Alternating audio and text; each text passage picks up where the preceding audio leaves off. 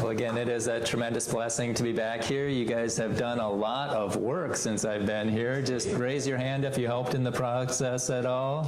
All right, let's give them guys a hand. Amen. All right. Good deal. Well, while you guys were doing this stuff, somebody flew me down to Houston to give a talk, the hydroplate talk, and I'm not sure if you're familiar with that, but everybody should take one of my cards or go into my YouTube channel, and I've got a playlist just for the hydroplate, and it's knocking the ball out of the park, and NASA's looking really bad. And while I was down there, he lined up me to give a chapel at the College of Biblical Studies, and so we pounded theistic evolution into the ground. And so if you want to hear those talks, again, you can see that on my YouTube channel. I was also on the Kent Hovind podcast, which is, I went full circle because that's what changed my life. 20 years ago, my cousin Carol sent me a copy of this video called The Age of the Earth, and that was the first time that I saw the creation perspective. Up until then, I'd just seen the evolutionist perspective, the blind chance, but that cracked the door open and I kicked it down. So hopefully there's people who are watching are going to kick the door down themselves. And so I was on his podcast, and somebody commented as I was talking, he said, "This Brian Lauer guy seems like that one teacher that was cool, but he also taught you stuff." I like this guy. So yeah, it's probably one of the best compliments. But I had a booth at the fair. I found some errors in our textbooks. We're going to be covering that in this talk, and I tried to get that out into the public. And so I had a booth there. Should St. Cloud ISD 742 remove the errors in our textbooks? And I took a survey, and 52 said yes, and 10 said no, and we'll get into that in a bit. I gave a creation tour at Como Zoo, and so that was a lot of fun. I'm just doing whatever I can, like you said, to reach the next generation. And I was on the podcast again, trying to get this errors in the textbook out there, and I was interviewed on Real Science Radio, and I'll give just a clip, and I want you to watch the guy's expression on the bottom right, because what they're finding in NASA perfectly fits the hydroplate theory, and they can't see it. So let me know what you think.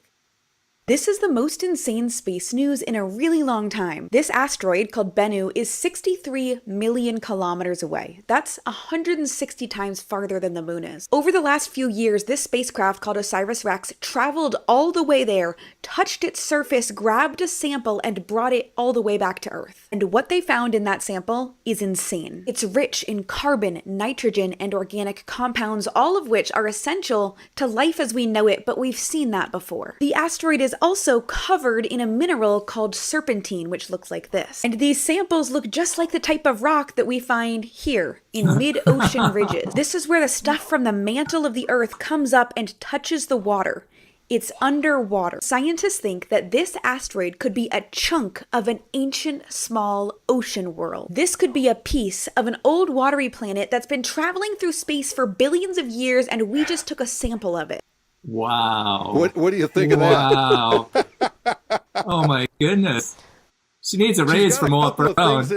We have a few minor tweaks for. First of all, that watery planet, let's call it Earth.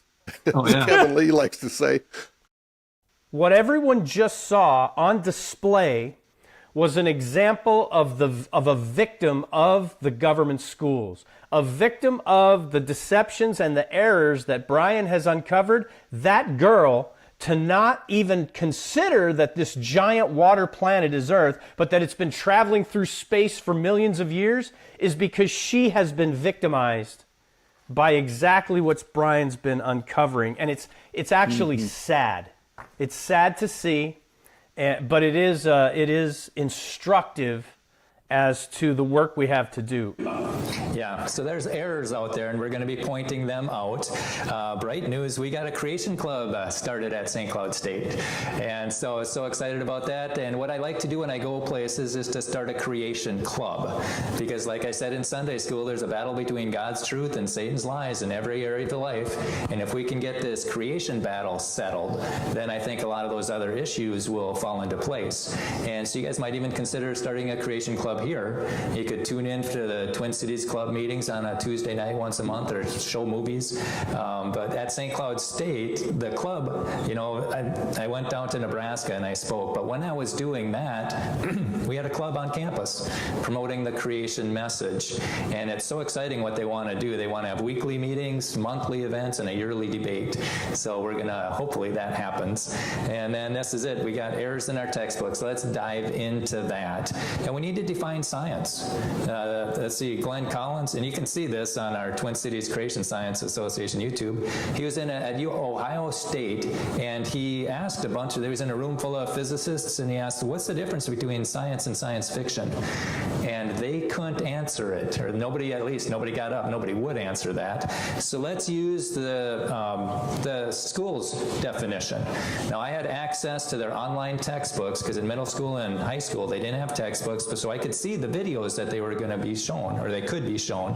But this is how our science curriculum defines science. This is the National Academy of Sciences defines science as the use of evidence to construct testable explanations and predictions of natural phenomena. So it's got to be testable, and it should make accurate predictions. And keep in mind that evolutions and the Big Bang are not testable.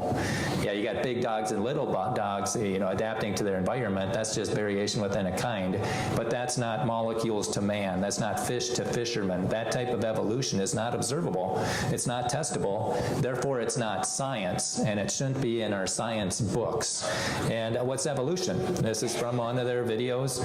All life on Earth is related to a common ancestor that existed about 3.8 billion years ago. This process is called evolution.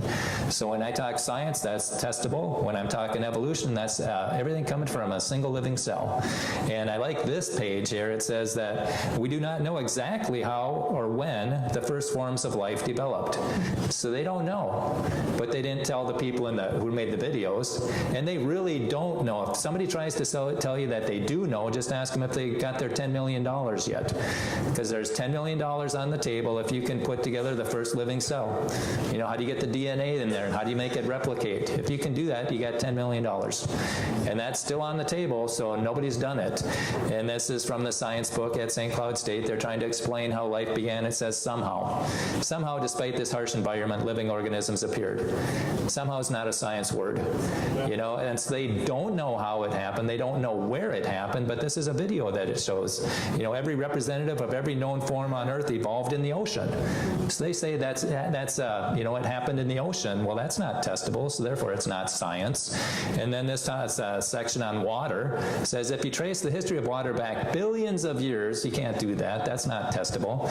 It is likely, that's another fuzzy word, that water provided the liquid environment for life to begin. So they're saying that life likely started in water, but again, that's not science. And then this video says, you probably have figured out that water equals life. It's like, what? Water equals life? That's what they say if they find a planet that has water. Oh, maybe life started there. No, water equals life. So then I thought, well, how do you define life? A minimal definition of life is that the system has been able to replicate itself. Well, you probably figure water equals life. Does water replicate itself? Does it get more and more and more and bigger? No. So that's false statement number one for those keeping track at home. And then this person says, moreover, because water remains liquid at the conditions of the surface of the earth, you can remove it all about in all different directions. It's called degrees of freedom. So that things can move around, flip around, vibrate, stretch, rotate. See all these imagination things, able to try novel combinations and hook up in different ways. And then the narrator says, this surely helped life get started on Earth. And then another guy says, the chemicals, the raw ingredients that make up life were constantly sloshing around, bumping into each other and combining into new chemistry over millions of years. Again, that's not testable. That process can lead to living organisms over millions of years, not testable. And then this one goes on and there's a number of theories that attempt to explain the origin of life on Earth. One with perhaps the most scientific support is sometimes called the prebiotic soup theory. So this is the best one they have. This is the best of the best, and this is what they say. These compounds can then be dissolved in the oceans of the the earth. In the oceans, they get transported all over the place. They end up interacting with each other, forming more and more complex molecules that start to have this ability to replicate.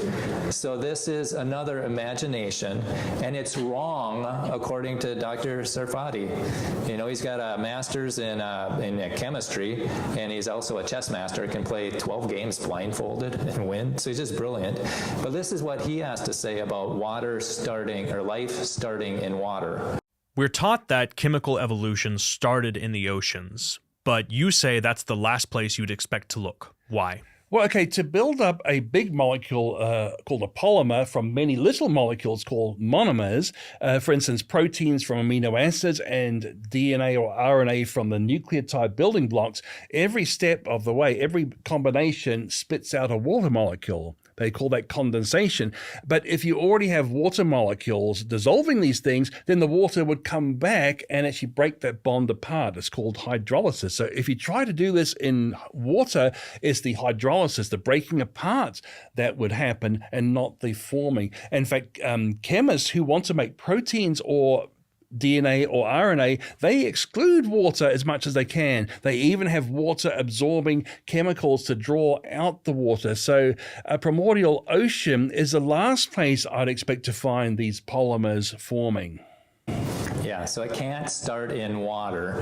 And it's more than just saying, more than just him. This is, Bob Enyart got this question asked to a NASA scientist. And she kind of dodged the question at first, but the moderator, and this is an international stage, brings her back on topic. Dr. Wojtek, for Mary, it is from Bob, an independent science reporter. And the question is, rather than an asset, isn't water the enemy of prebiotic molecules? It's the universal solvent. And outside of a living organism, water dissolves life's building blocks like amino acids, sugars like RNA and DNA, various kinds of carbohydrates and other polymers. Shouldn't this chemical challenge be more openly acknowledged in astrobiology? I guess this assumes it's not acknowledged, but what do you say?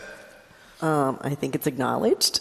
Not in our textbook, it's not. I'm not exactly, I think that's one of the biggest challenges we have is understanding the evolution from simple compounds that can be made abiotically towards more organized and more highly functional biomolecules that are important for life.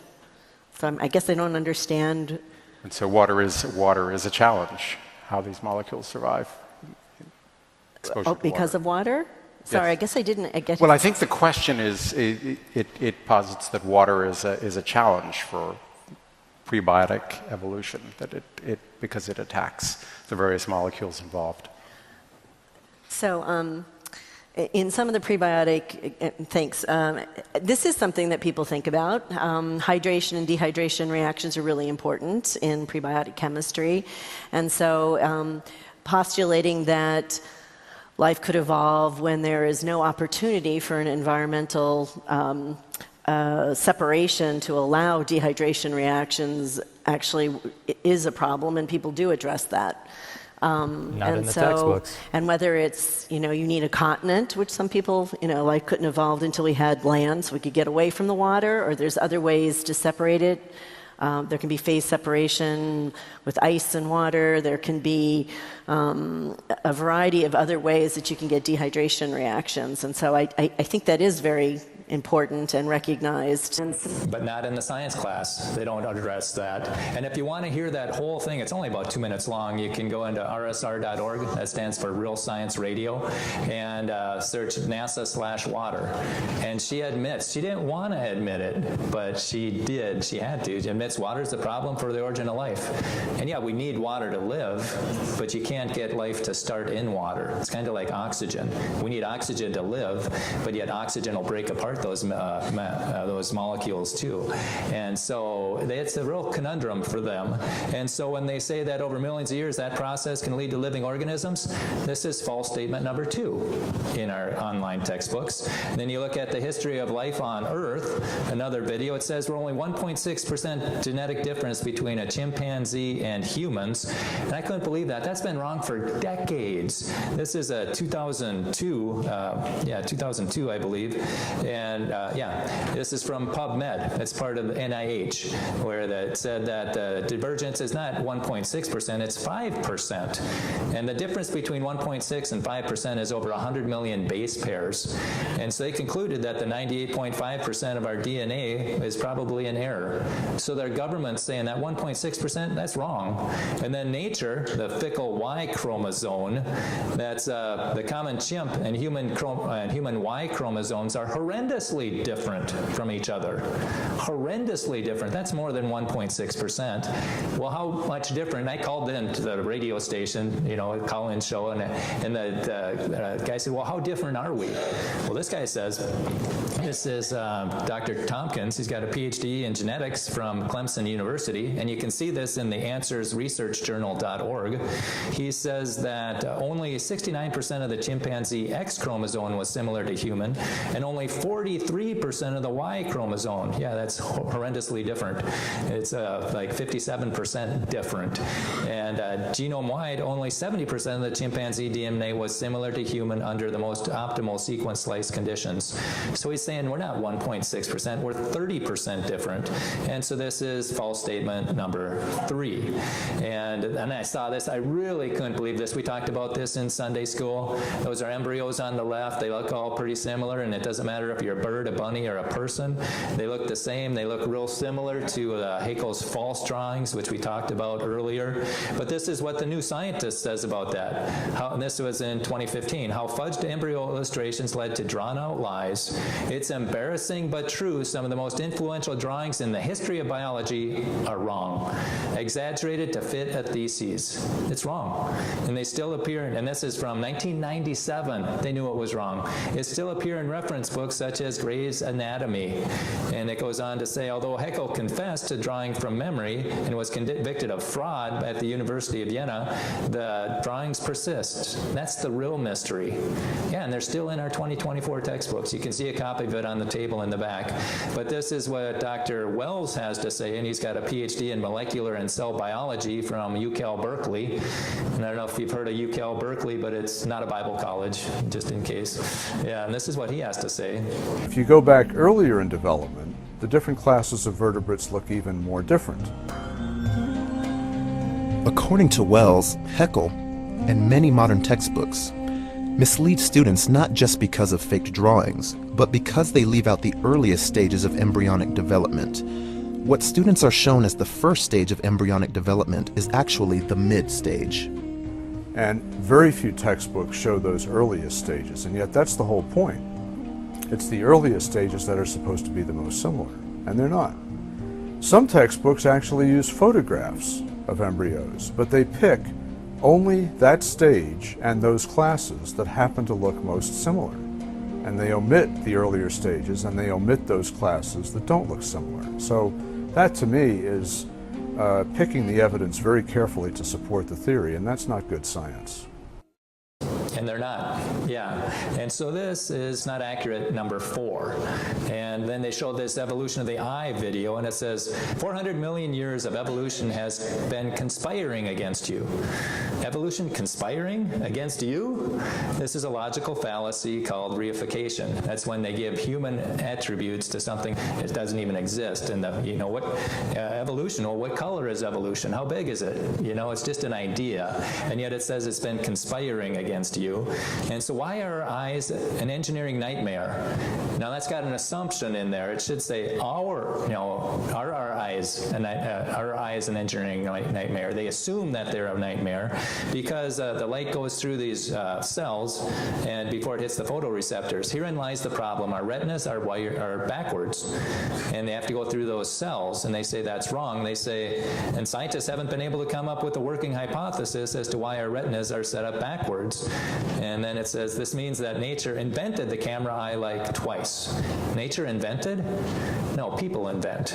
So that's another one of those logical fallacies. And they say that during the evolution, the cephalopod eye That's like the octopus and the squids. The retina is never flipped inwards, which is the logical way to have it. So they think that the octopus eye is better because the photoreceptors are in the front instead of behind. But water filters out the harmful UV light, which would, probably cause them to go blind. And they say there aren't any scientifically proven positives. Well, she hasn't read the Smithsonian, because this is Smithsonian and almost 10 years ago. They should have known this. Light has to pass through nerve cells to get to the rods and cones, but that order is no mistake. And then it says that the glial cells did indeed create columns of concentrated light. And Medical Express talks about this, why humans' eyes are wired backwards. Glial cells can guide light just like fiber optic cables. It's an incredible design. And green and red are concentrated 5 to 10 times more by the glial cells. The light was not scattered evenly, but concentrated into a few spots, and the light was concentrated into columns that are up to 10 times compared to the average intensity. And this optimization is such that color vision during the day is enhanced while nighttime vision suffers very little. So there are reasons for the design that it has. So when they say that they don't have a working hypothesis, that's false statement number 5, and they just echo it. There aren't any scientifically proven positives. Well, that's again another, we'll just call it 5 again. And what did Darwin say about the eye? To suppose that the eye could have been formed by natural selection seems, I confess, absurd to the highest degree. But don't hold that against the theory, basically, is what he's saying. And then another video says scientists have tracked the lineage of human evolution all the way back to lemur-like creatures. Really? Well, science is testable. I want to see it happen this time. Show me. Show me how a lemur turns into a person. I want to see it. If you can't show me, it's not science. So this is not science. And then this one says that more than 200 ape men have been disproved. This is from Dr. Carl Werner's book, and I encourage people to get this, support his cause. I think that's at thegrandexperiment.com. More than 200 ape men have been disproved. Faced with the fact that more than 200 species of ape men have been disproved may cause some to reasonably doubt the theory. Yeah, I'm part of that some. I doubt that theory. And it may also cause some to question the capability of scientists to objectively evaluate any fossil they believe to be an ape man. Yeah, I'm part of that some too. Yeah, they are not objective, not at all. And then this one's talking about the ape-like ancestor that they found, 1.75 million years old. I think they're talking about Lucy here. It says it's almost complete skeleton.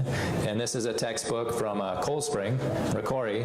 It says a remarkably complete skeleton when referring to Lucy. And this is a St. Cloud State textbook. It says nearly complete when referring to Lucy, and almost complete, remarkably complete, and nearly complete. Is that what you picture?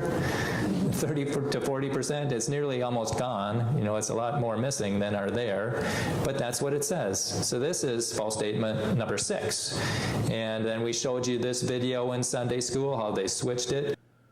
The perfect fit was an illusion that made Lucy's hip bone seem to flare out like a chimp's. But all was not lost.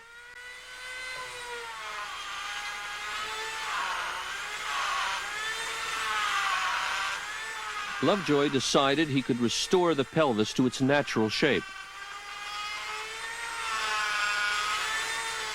He didn't want to tamper with the original, so he made a copy in plaster. He cut the damaged pieces out and put them back together the way they were before Lucy died. It was a tricky job, but after taking the kink out of the pelvis, it all fit together perfectly, like a 3-dimensional jigsaw puzzle. As a result, the angle of the hip looks nothing like a chimp's, but a lot like ours. They twisted it. The chimp hip is on the left, the human hip's on the right, and in the middle is what Lucy's hip looked like before they twisted it. So they manipulated the evidence, and it's not shown to kids. Yeah, they didn't show that video, when they cut it apart and put it together. That's not in the textbook. I wonder why, even though it's from Nova. And then you've got these, the tree of life, history of life on Earth. See how humans are down there, and we come out from the apes there and go all the way up to, this bacteria. And they've got this one one that's available to show to the students. You got humans right there, and we broke off from something that became a starfish, which broke off from stuff and became insects and mushrooms and bacteria. See, we're all related. All the plants and animals and people all come from this single living cell. And what does Stephen Jay Gould say? He's the one who came up with punctuated equilibrium. Oh, and that's when you meet an evolutionist, ask them what denomination are they? Are they conservative like Darwin, where everything happened real gradually? But there wasn't any evidence for that. So Goldschmidt, he was a liberal. He said it all happened all at once. The first bird came from a reptile egg. He had all these macro mutations, and that was too extreme for Gould, and yet there wasn't any evidence. So he's the moderate. Gould is. He came up with punctuated equilibrium. That's where it happened. It happened so fast it didn't catch it in the record. It was, it happened quickly, but not as fast as Goldschmidt. So that's the moderate. Are they conservative, moderate, or liberal evolutionists? And what does he have to say? The extreme rarity of transitional forms in the fossil record persists as the trade secret of paleontology. The evolutionary trees that adorn our textbooks have data only at the tips and nodes of their branches. The rest is inference, however reasonable, not the evidence of fossils. So there's no evidence for that evolution tree. And this guy said, but instead of finding slow, smooth, and progressive changes Lyell and Darwin had expected, new species appearing seemingly out of nowhere and then remaining unchanged for millions of years, patterns hauntingly reminiscent of creation.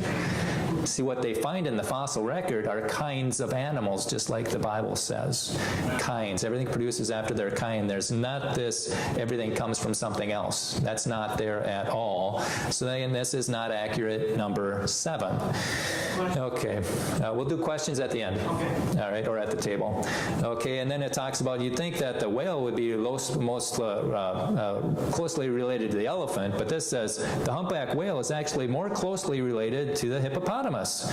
Millions of years of mutations and changes have given rise to both species from a common ancestor. So mutations is how they got there. Mutations is how you turn a hippo into a whale. All right? And I was talking to my representative Putnam, or Senator Putnam, after one of his talks at the library, and I walked him out to the car, and I talked about this blind chance perspective that kids are getting, and they aren't even getting a look at a creation perspective. And we talked, and then I emailed them this. I said, hey, when they're being taught about mutations, changing hippos into whales, can you also teach the kids this fact? Over 1,000 PhD scientists have they sign on to this statement. They doubt Darwinian evolution. We are skeptical of the claims of the ability of random mutation and natural selection to account for the complexity of life. Careful examination of the evidence of Darwinian theory should be encouraged, and there's 28 pages of it. There's over 1,000 PhDs who doubt Darwinian theory. And I emailed my senator and I said, should this fact be taught in class? And he didn't get back to me. Yeah, that's from dissentfromdarwin.org. And then it says behind that evolution is the unifying theme in biology by most scientists, and no, it's not. They're having a real problem with evolution, especially unifying everything, because we're finding that epigenetics is causing the animals to change, not mutations. There's an epigenetics is modification of gene expression rather than altering the genetic code itself. So these genes can turn on and off depending on the environment they live in, and it looks like you can get these blind cave fish. I encourage people to sign up for Acts and Facts on ICR.org. Sign up for this. It's a free newsletter, and you can go from a fish with eyes and pigment to a fish with no eyes and no pigment. And there's some studies out there that say it happens in one generation. So that's not millions of years of mutations. And then the creation literature has stuff like regulated, rapid, repeatable, reversible, targeted, predictable. And guess what? The evolutionists have the same words. And so that's not blind chance like they want us to think. And it's got them so bothered they came up with the thirdwayofelvolution.com. Other mechanisms are essential for the comprehensive understanding of evolutionary processes. Why do you need other theories? Well, it's because your theory doesn't work. And then this one says that humans are animals, and I find that very offensive that you're taking my tax money to teach the next generation that they're mutated animals. Plus, you're showing them false information to have them believe it. So I'm trying to get enough taxpayers upset about this that they start contacting the school board and get these errors out of there, or the legislator. And so this is a misleading statement. You know, species adapt to their environment due to natural selection. No, I think it's due to epigenetics, so that's a misleading statement. And then it says that, explain, this is an assignment, explain the relationship between humans and mice, and list 3 ways you can determine this information. It's like relationship between mice and animals, or mice and humans. What do you think? They say God made mice to produce after their kind, and God made people to produce after their kind. You think they're going to get any credit in class? But they say, no, they should refer to genetic testing and common ancestors and comparative anatomy, and he'll take a look at that. But actually, bats and whales have identical genes specifying echolocation.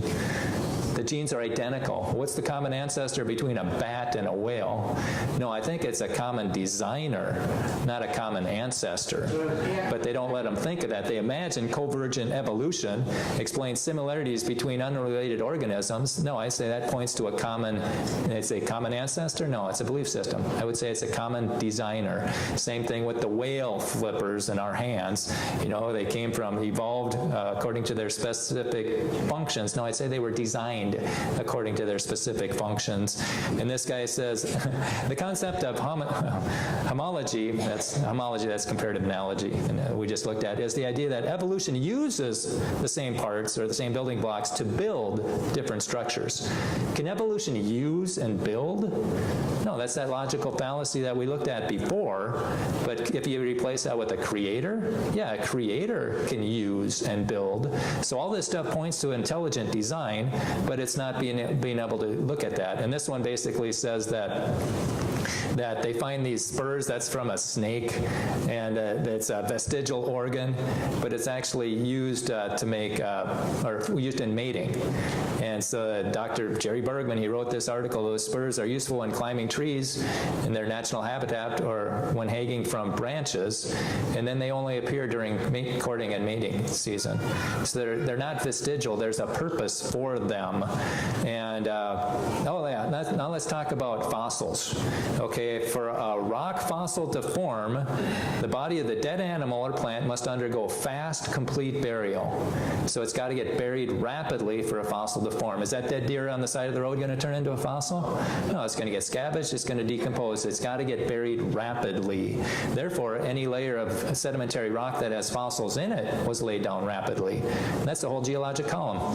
That's evidence for a flood, not millions of years. Let's take a look at space and the development of Earth. It says the universe sprang into existence. Well, let's see it. If you can't prove it, get it out of the books, because that's not science.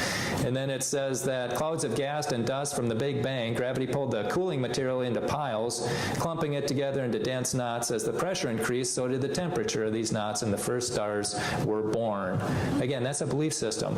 That violates Boyle's law, which says as the volume decreases, the pressure increases.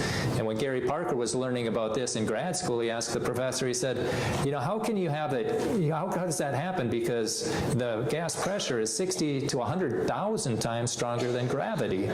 And the professor said, well, maybe they should call it the nebulous theory instead of the nebula theory.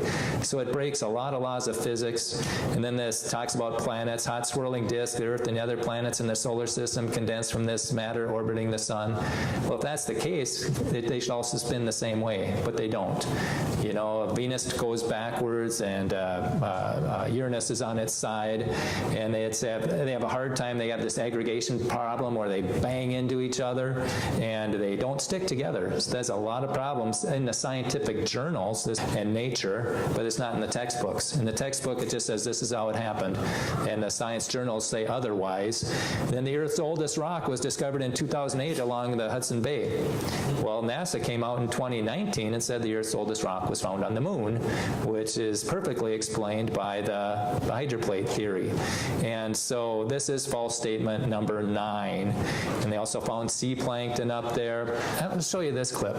What they're finding in NASA validates the hydroplate theory, and they're wrong, and they're never going to figure it out. Listen to Kevin Lee. There's a strange moon of the asteroid Dinkinish.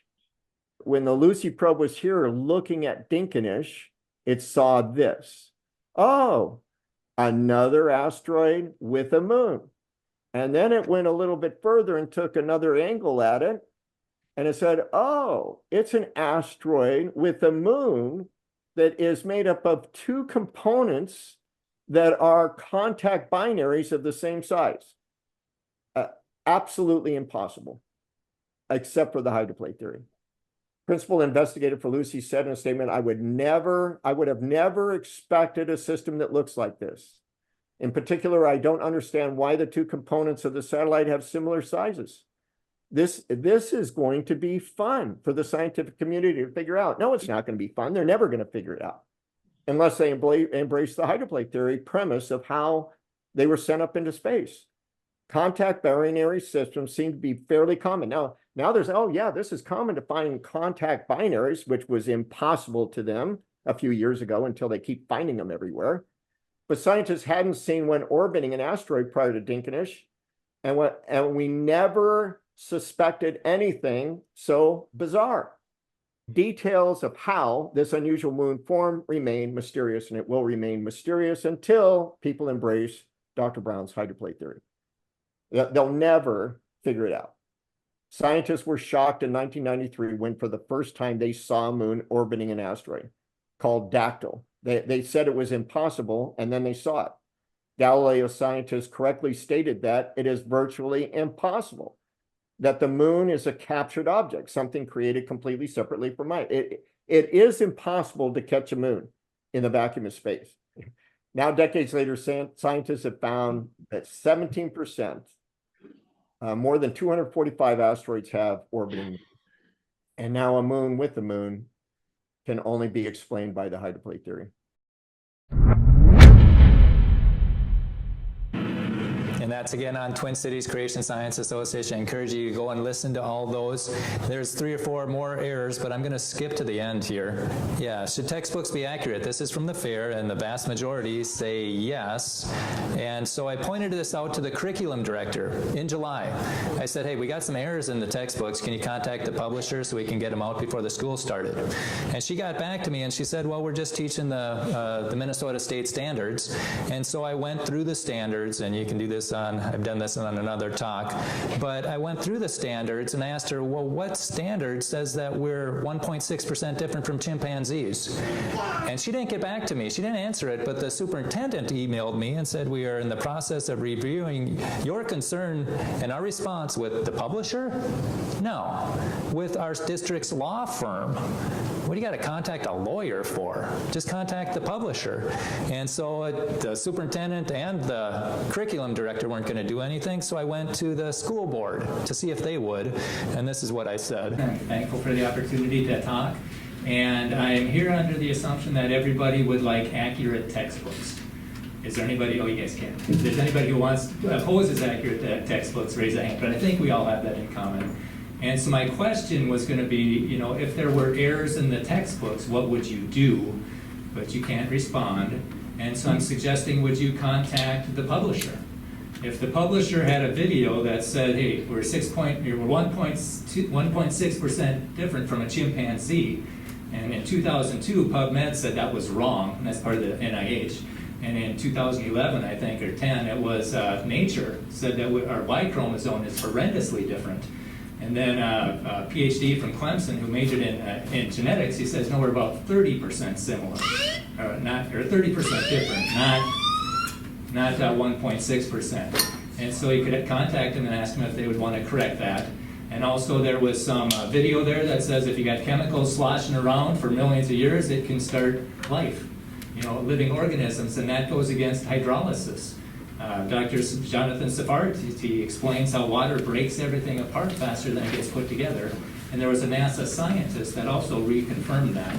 And there's a video that says that our eyes are wired backwards because light has to go through these cells before it gets to the photoreceptors, and they can't figure out why. Well, actually, those cells are glial cells, and they're like fiber optics. They magnify the red and the green light, and so it gives us optimum day and night vision. And then in the textbook, it says in 2008 they found the Earth's oldest rock on the Hudson, near the Hudson Bay. And in 2019, NASA came out and said that they found the Earth's oldest rock on the moon. And so these things, I think, hopefully you can contact the publisher. Hopefully these errors can be taken out before the school year starts. And then if there's anybody who's interested in how rock could get from the Earth to the moon. There's a theory that explains a lot of this, makes accurate predictions. And I've offered it to the curriculum director, and I asked if she could talk to the science department, get it lead, because I think kids would be really excited to hear a theory that makes accurate predictions, especially how you get a rock from the Earth to the moon. And they also accurately predicted what they'd find in a comet, what they'd find, what asteroids would be composed of. And NASA their perspective of how the things formed was wrong. And so I'm just suggesting here, I'm a resource. If anybody wants to talk to me afterwards, just raise a hand, and I can wait for you.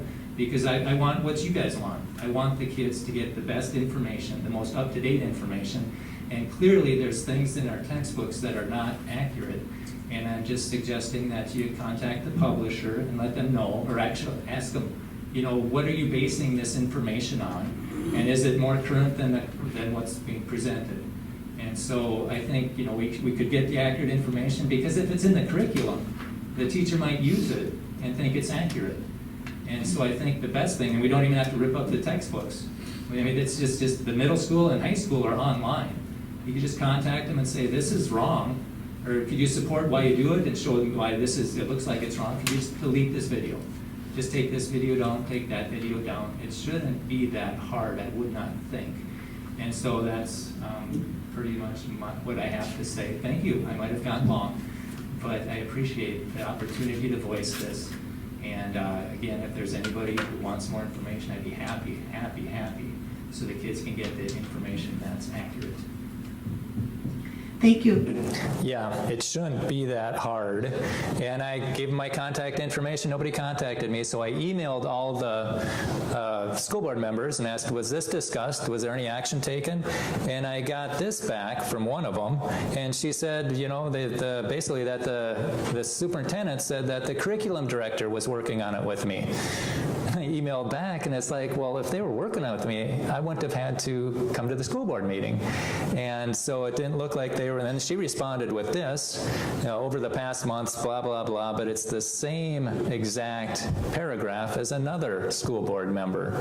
Once again, so they got their talking points, so it didn't look like they were going to do anything, so I went back 2 weeks later. All right, I'm Brian Lauer, and I came here a couple of weeks ago, and I had the assumption that we all want accurate textbooks. And I'm not so sure about that, because as far as I know, the errors are still in the textbooks. 6 weeks ago, I contacted the curriculum director on July 23rd, and I pointed out some errors. And I gave her government documents that show this is false information. And I asked her if she could contact the publisher so we could take down this false information before the school year started. Well, that didn't happen. So I came here 2 weeks ago and asked the board, could you contact the publishers and let them know about this information that's questionable? Well, that didn't happen. We're supposedly waiting for some law firm to do something, and I'm not sure why we contacted a law firm. Why didn't we just pick up the phone and call customer service and say, you have a video that says we're 1.6% different from chimpanzees, and according to PubMed and Nature, that's not right. What are your sources? And another video that says that our eyes are wired backwards. It would be more logical if we had octopus eyes. And that's been debunked by the Smithsonian. And another video says that if you have chemicals sloshing around for millions of years, they can lead to living organisms. And that can't happen because of hydrolysis. And there's a NASA scientist that verifies that. And then there's another video that shows an image of embryos. And it doesn't matter if you're a bird, a bunny, or a person, but the embryos are all pretty much the same. And those images are real similar to Haeckel's fake drawings, which were proven frauds 100 years ago. Could you double check these images and make sure that they're what you're presenting? And then there's, in the textbook it says that the Earth's oldest rock was found in 2008 near Hudson Bay, but in 2019, NASA said they found the Earth's oldest rock on the moon. So there's some errors in the textbooks. And the bad thing is, the school year has started. So now this information is in the textbooks, and the kids could be taught false information in St. Cloud and around the country, whoever's using that curriculum. And so it bothers me, and I hope it bothers you enough to contact the publishers and just let them know about this false information. They might thank you because they might not be aware of it.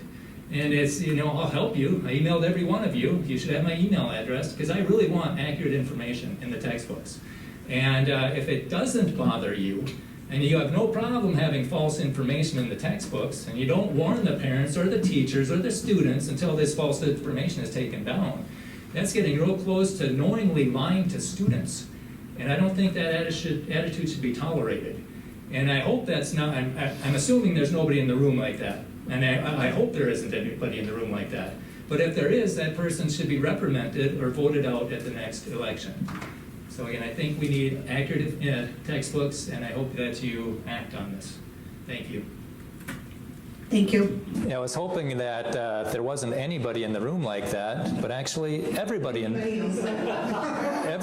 room was like that, because I sent a letter to the curriculum director, an email, and I said, you know, that I video is clearly wrong.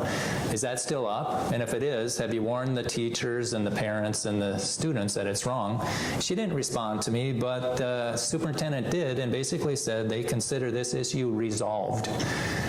Well, I don't consider it resolved. I want to see if the taxpayers consider it resolved. And I went to my very first political fundraiser event, so I got to talk to some politicians and legislators, and I said, can we defund schools that knowingly keep false information in our textbooks? And they said, well, they should be held accountable. And it's like, well, let's keep them accountable. And that's what I want. I want taxpayers to realize that you're paying for errors to be taught to our kids. And if that bothers you, pick up the phone, call the school board, ask to see the books, and then go to the meetings and contact legislators and do whatever it takes to get those lies out of there. You can also sign up for this free, let's see, this is academicfreedompetition.com, where you want the freedom to think in class, where you can see both sides and especially don't get lied to. And here's an article that they had by Alexander Solzhenitsyn. I think he's the guy that wrote Gulag Archipelago in Russia. He says, when one person stands up to lies or oppression, others can become emboldened to do the same. And he said, basic advice is simply to not participate in lies and refuse to speak what one does not believe. And there's a lot of lies going around. And sometimes it takes a single person to stand firm before others will do the same. And I think we need to start standing firm to the lies that are surrounding us, and we got to call them out. You know, the emperor has no clothes. There's no evidence for molecules to man evolution. You know, you're just not educated enough. No, there's no evidence. Show me the evidence, and start calling them out. The only way they control us, the only way they oppress us is with our cooperation. So what I'd like to see is start pointing these errors out to people. Pointing errors out, if you know people in the government schools, ask them about it, send this thing, because they want to make you think that creationists are the fringe of the society, but we're not. According to a 2019 Gallup poll, it says that 40% of Americans believe that God made man in his present form less than 10,000 years ago. That's mainstream. 33% believe that God used man, or God made man over millions of years, and then 22% is that man came about without God. So there's 73% of Americans who believe God had something to do with man. And they're taking the majority's tax money to teach the minority's view. And I think we got to call them out on that. There's no evidence for this blind chance perspective. And so with that, let's see here. I think we're almost ready to wrap it up. Oh yeah, you got to do this. Yeah, the battery just went dead, so we're good. I just had one more slide. It was, if you were in Sunday school, you saw the slide. I was at a rock garden yesterday, and it said, this is the day the Lord hath made, let us be glad and rejoice in it. And then I got up this morning, and that's what it said on Pastor's marker board. So let's rejoice in this day. Let's be glad in it. Let's realize there's a battle rolling all around us, and let's get informed and inform others. And step number one, I would say, is grab a card, plug into Solidify Your Faith on YouTube, and start sharing this information, start getting equipped. And when you meet an evolutionist, the question they can't answer is, how did life begin and where did matter come from? Those are both faith-based positions,